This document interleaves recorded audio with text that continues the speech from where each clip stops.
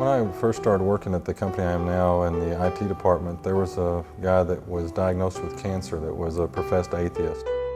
I'd heard about it and knew he was going in for surgery, heard the results of the surgery that they basically told him he had 6 months to live and that really gave him no hope, just told him to go home and get his life in order.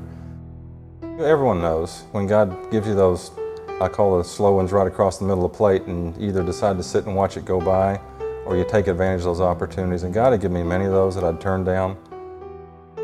So I heard that story on a Friday and I was real busy at work. I really remember that God had placed it on my heart to go share with him really the truth about where salvation comes from.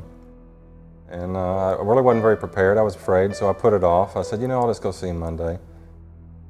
Peer pressure you could call fear, but that went past high school, and I just considered Christianity something that was personal, that I kept to myself, and was really afraid to share that with someone else. You hear a lot about people being called holy rollers, and I probably just dwelt on that too much and was just afraid of what people would think of me if they really knew I was a Christian.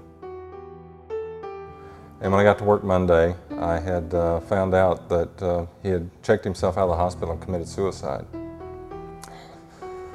So I really missed that opportunity.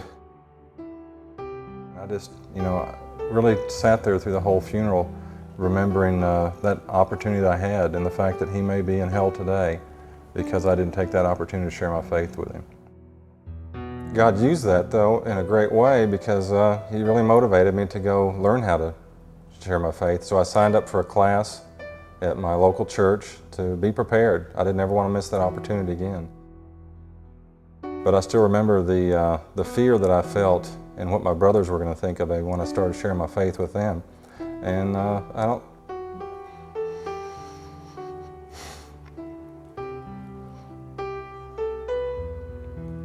don't think any of us really knew.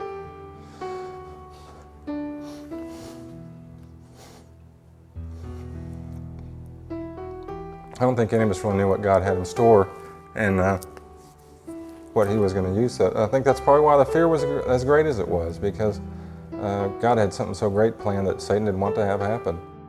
Boy, I tell you, one small step of faith, such a small thing I did, that God has just used and glorified is both my brother Paul and my brother Daryl were saved. Of course, my brother Daryl now is gone, being called in evangelism, and has committed his life to that. My brother Paul is a leader in his church.